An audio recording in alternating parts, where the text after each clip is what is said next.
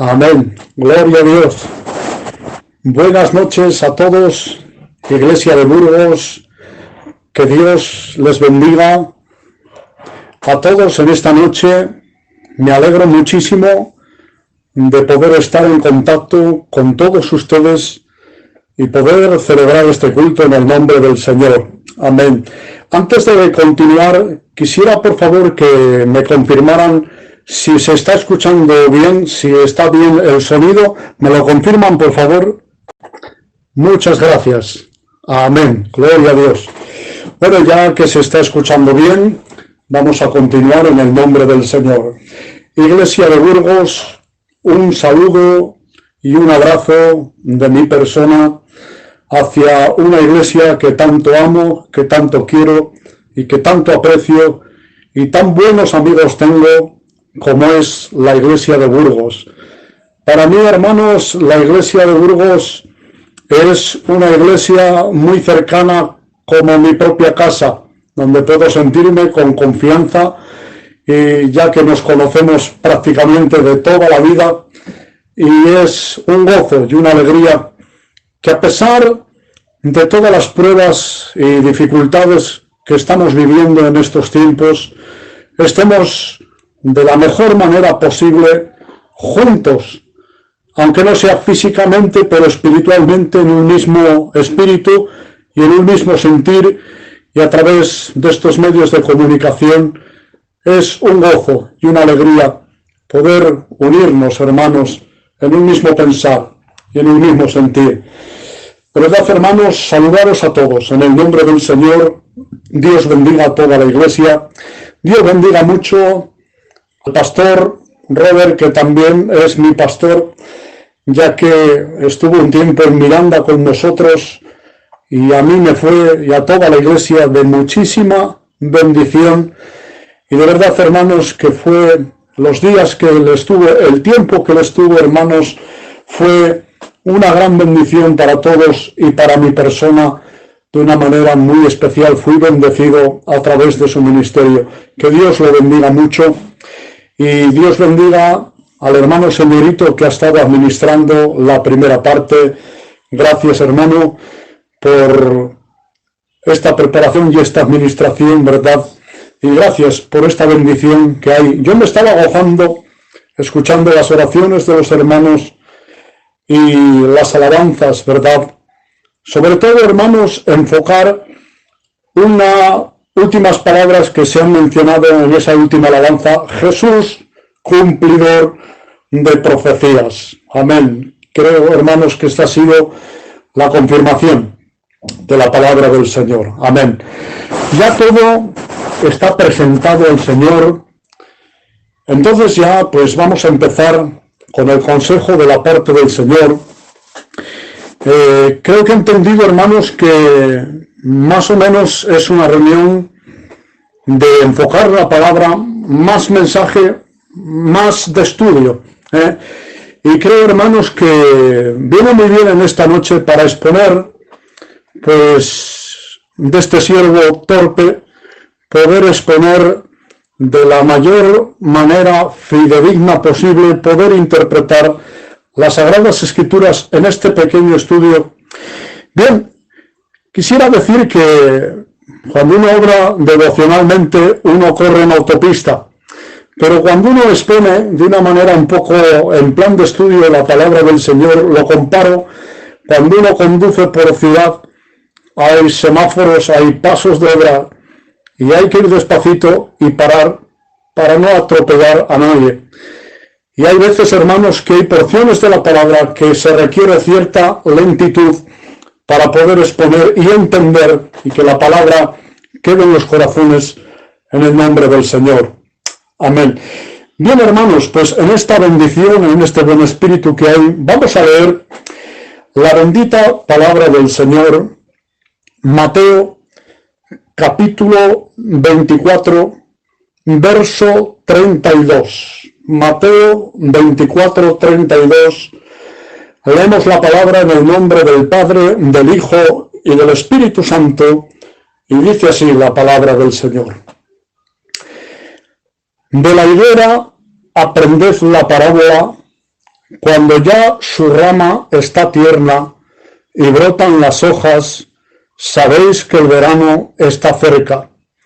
Así también vosotros, cuando veáis todas estas cosas, conoced que está cerca, a las puertas. De cierto os digo que no pasará esta generación hasta que todo esto acontezca. El cielo y la tierra pasarán, pero mis palabras no pasarán. Amén. A la santa palabra del Señor. Amén. Nos encontramos en el capítulo 24 de este precioso Evangelio de Mateo, en el verso 32. Antes de entrar en este texto en adelante y explicar esta porción de la palabra, creo, hermanos, que no podemos entrar directamente sin antes ir al principio de este capítulo 24 de Mateo y poder dar colocación y cronología, ya que este pasaje de Mateo 24 es un pasaje, hermanos, creo que 100% cronológico, y para llegar al texto 32 hay que empezar por el principio e ir explicando. Así que el capítulo 24 de Mateo comienza diciendo, cuando le mostraron los discípulos al Señor los edificios del templo, Señor, mira los edificios del templo, y el Señor les dijo, ¿veis todo esto? De cierto os digo que no quedará piedra sobre piedra que no sea derribada. ¿Verdad? Amén. Gloria a Dios para siempre. Un poquito de agua, un segundito.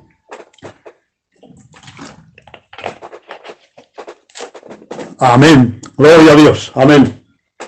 Bueno, pues el Señor les habla, de cierto os digo que no quedará piedra sobre piedra que no sea derribada. Hermanos, esto tuvo un primer principio allá en el año 70 después de Cristo con la destrucción del templo.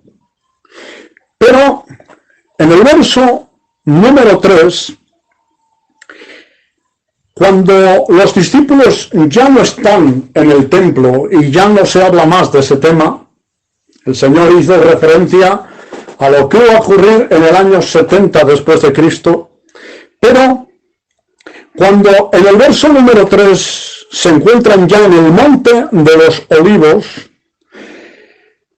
el tema que preguntan los discípulos es el siguiente: Señor, dinos, ¿cuándo serán estas cosas? ¿Y qué señal habrá de tu venida y del fin del siglo? Ya el Señor no se está refiriendo a lo que dijo tocante al templo, porque lo que el Señor va a tratar a partir de ahí es otra cosa diferente y va más allá de la destrucción del templo. La pregunta es la siguiente: Señor, ¿cuándo serán estas cosas? ¿Y qué señal habrá de qué? De tu venida y del fin del siglo. Quisiera detenerme aquí un poquito y explicar que la respuesta que Jesús da a los discípulos se asocia, se acopla completamente a esta pregunta de los discípulos. La respuesta que Jesús da gira en torno y es todo tocante a su segunda venida y el fin del siglo. Y el Señor habló de ciertas señales que iban a preceder a la segunda venida de Cristo. Por lo tanto, hermanos, esas señales que habla Cristo están dentro del cajón, por así decirlo, de la semana 70 que profetiza Daniel en su libro, la 70ª semana del libro de Daniel. Entendemos que esa última semana es tiempo de angustia para Jacob, es tiempo de retribución para Israel, y esa semana comenzará después del rapto de la iglesia, y esa semana comenzará con una señal que será, por así decir, la firma del anticristo, como dice allá en Daniel 9:27, ese anticristo escatológico, dice el texto, y por otra semana confirmará el pacto con muchos. Quiere decir que esos 7 años de tribulación, esa última semana, comienza, por así decirlo, con la firma del anticristo escatológico. Por lo tanto, quiero decir, querida iglesia, en esta noche, todo lo que habla la palabra de Dios en el libro de Daniel, todo lo que se expone en el principal tema de Apocalipsis, desde el capítulo 6 al 19. Y si vemos de una manera, hermanos, capítulo 24, vemos en su mayor parte el libro de Apocalipsis concentrado en el libro, en el capítulo de Mateo 24.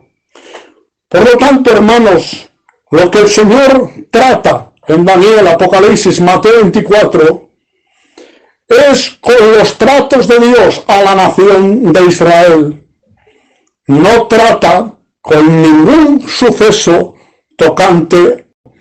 Quien puso ese croquis de la iglesia, esa idea de la iglesia, ese fundamento de la iglesia, si Jesús dijo un anuncio, cuando dijo yo edificaré mi iglesia y las puertas del Hades no prevalecerán contra ella, Cristo anunció la iglesia, pero quien tuvo una plena revelación de lo que fue la iglesia fue el apóstol Pablo, a través de sus cartas, cómo él enseñó el misterio del Evangelio, cómo él enseñó el misterio de la iglesia y cómo él enseñó el misterio de la resurrección de la iglesia, el misterio del cuerpo glorificado que va a recibir la iglesia, el misterio del rapto, del arrebatamiento de la iglesia.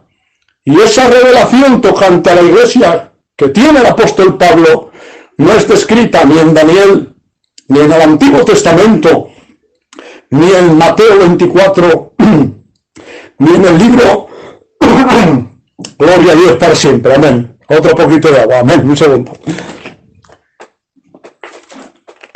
Amén. Gloria a Dios. Ni tampoco en el libro de Apocalipsis se describe acerca del rapto de la resurrección de la iglesia.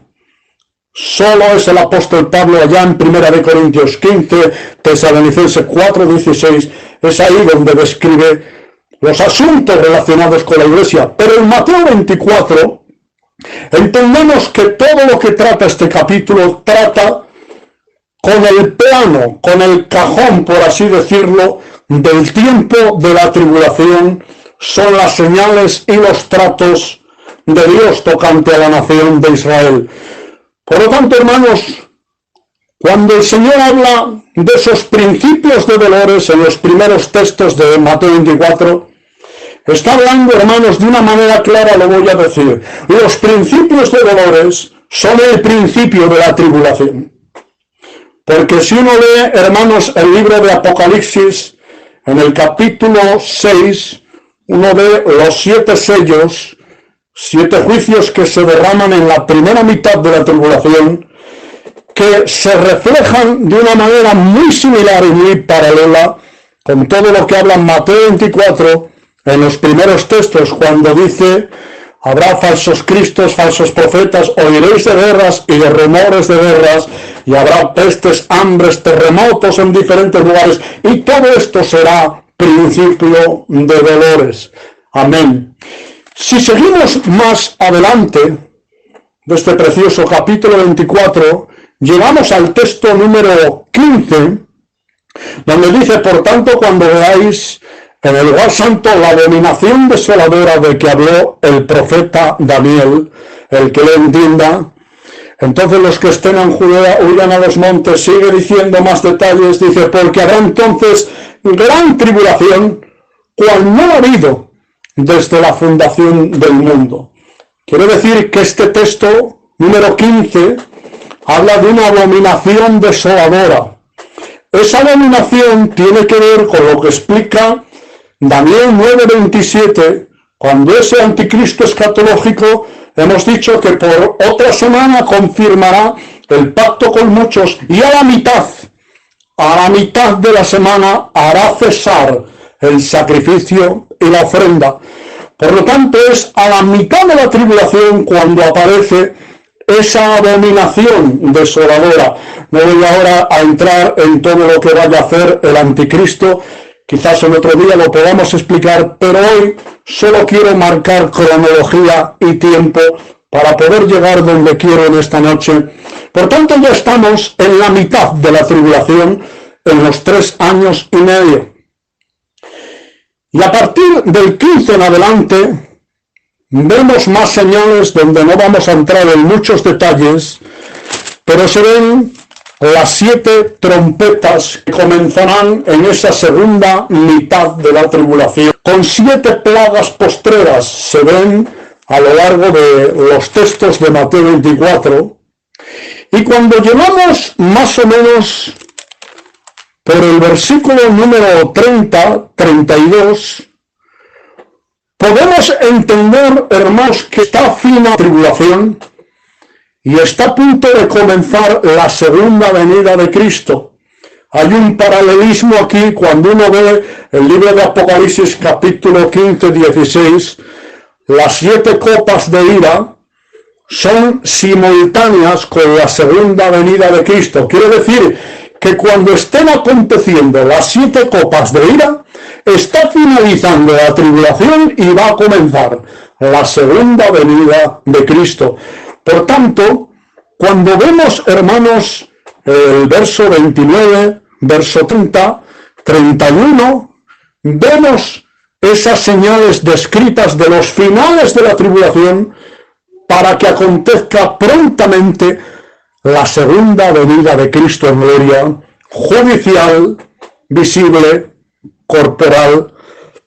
Vuelvo a reiterar, no es el rapto de la iglesia, es la segunda venida de Cristo en gloria visible cuando termine la tribulación. Bien, ya estamos situados. Por tanto, estamos en los últimos días de la tribulación. Amén. Continuamos en el nombre del Señor. Amén. Estamos en los últimos días de la tribulación, los últimos juicios, señales que apuntan a la segunda venida de Cristo que está a punto de ocurrir. Ahí vamos a situarnos. Y es el texto que hemos leído, el 32. De la higuera aprended la parábola, cuando ya su rama está tierna y brotan las hojas, creyendo que esa venida iba a ser el rapto. En 1988 no sucedió nada, no vino el Señor, no se produjo el rapto de la iglesia. De manera que han avanzado los años y algunos predicadores han ido descubriendo que una generación no tiene 40 años, sino que tiene 70 años.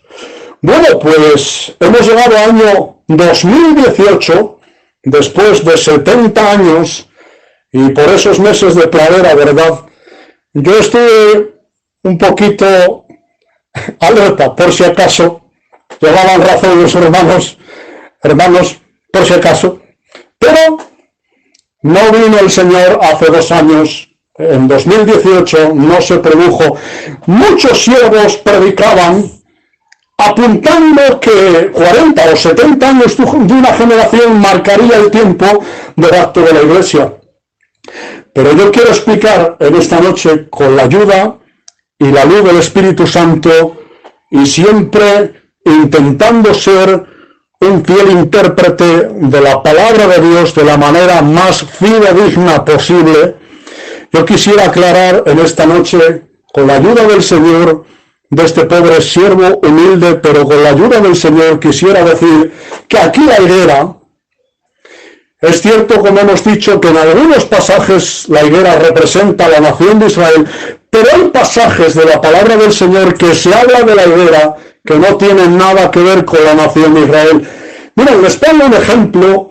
En el 6º sello de Apocalipsis habrá un gran terremoto, que todo monte y toda isla se removerá de su lugar, el cielo se enrollará como un pergamino, y dice, y la tierra es sacudida, como es sacudida una higuera por un fuerte viento, y deja caer sus higos a la tierra, así la tierra será sacudida.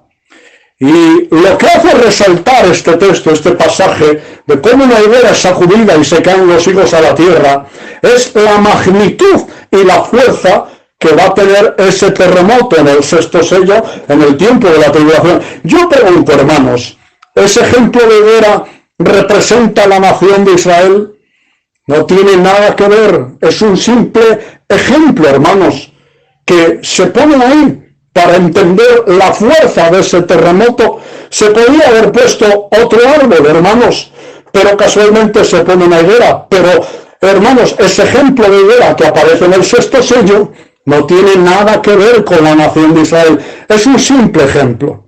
Bueno, pues de la misma manera, cuando hablamos en este verso 32 de la higuera, aprended la parábola, y quiero ir más lejos todavía, que en el pasaje de Lucas, el pasaje que es paralelo a este pasaje, dice lo siguiente: aprended de la higuera y los demás árboles. Por lo tanto, no está hablando de una higuera puntualmente, sino que está hablando de la higuera y los demás árboles. Cuando ya su rama está tierna y brotan las hojas, sabéis que el verano está cerca. ¿Qué está diciendo el Señor?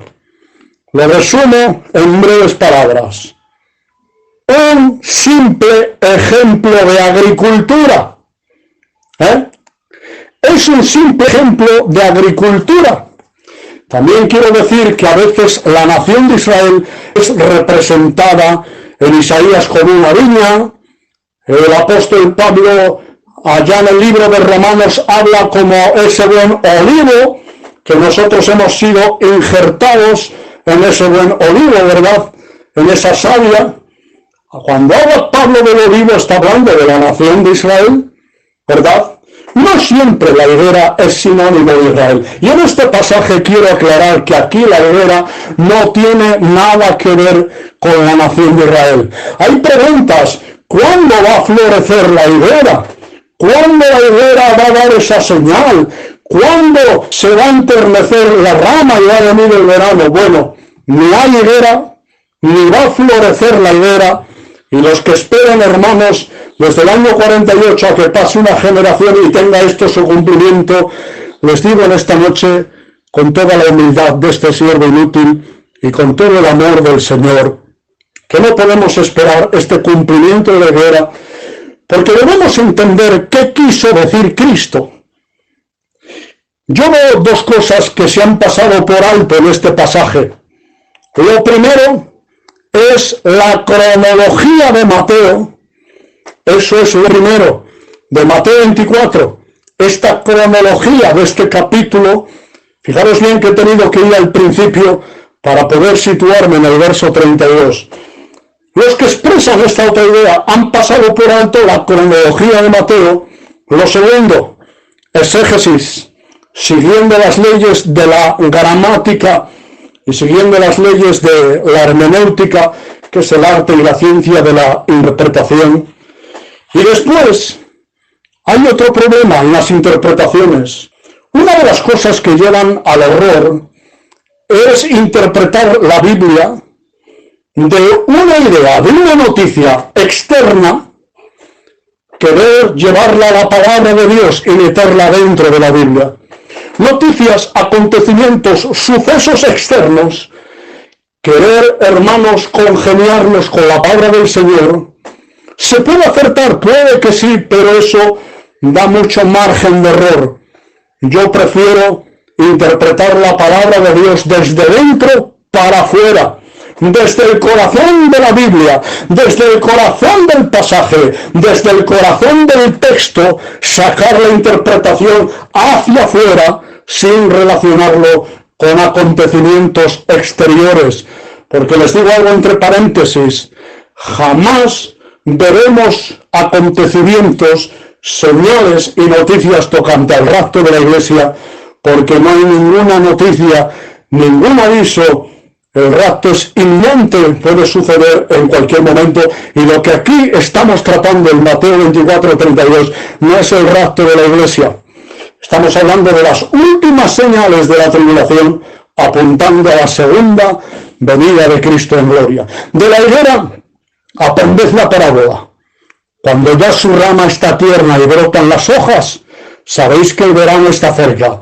Así también, cuando vosotros veáis todas estas cosas, quiero detenerme en dos cosas. Así también, como un ejemplo, vosotros. ¿A quiénes está hablando el Señor? Quisiera aclarar mucho, porque aquí algunos interpretan esos otros como que los apóstoles representan a la iglesia en este texto. Yo quiero decir en esta noche que hay pasajes y textos en los evangelios que los apóstoles representan la iglesia y Jesús les habló a ellos con acontecimientos tocante a la iglesia, pero también debemos entender que en otros pasajes Jesús habló a los apóstoles con un trasfondo a la nación de Israel, ya que los apóstoles cumplen los dos requisitos, como iglesia y como nación de Israel. Por eso Jesús en ciertas ocasiones daba cosas acerca de la iglesia, pero también les hablaba con un trasfondo hablando a la nación de Israel. Este es el caso que está hablando a través de los discípulos a la nación de Israel. Así también vosotros, así también, como el ejemplo de la higuera, que va a dar su fruto cuando su rama esté tierna, así también vosotros, cuando veáis ¿qué? Cuando veáis todas estas cosas. ¿Qué cosas? Las señales que acaba de decir anteriormente en los textos anteriores, las señales de la tribulación, cuando esté terminando, que esas señales apuntan a la segunda venida de Cristo en gloria. Y ahora dice, de cierto os digo que no pasará esta generación hasta que todo esto acontezca. ¿Qué generación? La generación, cuando dice no pasará esta generación hasta que todo esto acontezca, está hablando, hermanos, de la generación que sea testigo, que viva en los tiempos de la tribulación, la generación que vea las últimas señales de los tiempos de la tribulación, la generación que verá el cumplimiento de esos 7 sellos, de esas 7 trompetas con 7 plagas postreras, de esas copas de ira. Esa generación que todavía esté viva, hermanos, no pasará, no morirá hasta que todo esto acontezca, hasta que vea la segunda venida de Cristo venir en gloria. Por eso dice, hermanos, en otro pasaje, en otro texto dice, y si aquellos días no fuesen acortados, quiere decir, si la tribulación no llegaría a su fin, si la tribulación pasaría más de 7, si aquellos días no serían acortados, nadie sería salvo, ninguna carne sería salva. Quiere decir, hermanos, que si la tribulación dura más de 7 años, la humanidad no pudiera sobrevivir a ese tiempo. Pero es necesario que tenga límite de tiempo por causa de los escogidos, para que no muera más gente. La generación que haya contemplado todas esas cosas no pasará. La generación que vea las señales últimas de ese tiempo de tribulación no pasará hasta que vea la segunda venida en gloria del Mesías. Amén. Por eso, hermanos, quiero concluir, quiero terminar después de esta aclaración, hermanos. Quiero decir, hermanos, que esas son las señales de la tribulación, es la segunda venida de Cristo en gloria, donde toda rodilla se doblará, donde todo ojo le verá y donde toda lengua confesará que Jesús es el Señor, para gloria de Dios Padre. Ahora bien, hermanos, no quisiera dejarles así. Sí quiero decirles, querida iglesia de Burgos y todos los que están escuchando en esta noche, que no retraso el rapto de la iglesia. Hermanos, solamente he intentado explicar lo que pertenece al tiempo de la tribulación y lo que va a ser perteneciente a la iglesia. Para la iglesia no hay señales, no hay advertencias tocante al rapto. No podemos identificar cuándo va a ser el rapto. Sí puedo decir en esta noche, queridos hermanos, que de una manera vertiginosa nos estamos acercando hacia los tiempos del fin y estamos viendo noticias, todo lo que está pasando allí en el mundo. Vemos que todo esto es preparatorio para el tiempo de la tribulación. Cosas se están preparando y se están acercando para el tiempo de la tribulación. Si hay cosas que se están acercando para el tiempo de la tribulación, cuanto más el rapto está próximo a venir antes de que acontezca todo esto. Por lo tanto, tengo que decir en esta noche que el rapto, hermanos, está muy próximo. Creo que el rapto va a suceder muy pronto. No sabemos el tiempo, pero puede ser esta noche, hermanos. Puede ser de aquí un mes, un año. No lo sabemos, hermanos, pero el rapto está próximo. Y eso nos alegra, hermanos, porque nosotros no estamos puestos para ira, sino para alcanzar salvación por medio de nuestro Señor Jesucristo. Sabemos que nosotros no tenemos parte con esa tribulación que va a venir sobre el mundo. Antes la Iglesia, por cuanto hemos guardado la palabra de su paciencia, Él también nos guardará de la hora de la prueba que ha de venir sobre el mundo entero. Antes nosotros, la Iglesia del Señor, como bien dice la palabra del Señor, en un día, hermanos, que va a suceder muy pronto, el Señor mismo con voz de mando, con voz de arcángel, con trompeta de Dios, descenderá del cielo. Nuestros amados resucitarán primero y luego nosotros, los que vivimos, los que hayamos quedado, seremos arrebatados juntamente con ellos para recibir al Señor en el aire. En cualquier momento vamos a recibir el cuerpo glorificado, se va a producir la resurrección y en ese mismo instante vamos a ser arrebatados. Aquí se queda el mundo, aquí se queda la tierra con sus maldades, con sus pecados. Voy a decir algo, Iglesia de Cristo, en esta noche, ya no cabemos en el mundo, ya no hay lugar para nosotros en el mundo. Tanto pecado, tanta maldad, tanta injusticia que hay, hermanos, se está desbordando la maldad. No cabemos la Iglesia en este mundo, no pertenecemos a esta tierra, no hay quien conviva con los pecadores de este mundo malo, hermanos. Ya no se puede convivir con esta generación de este tiempo, no cabemos en el mundo.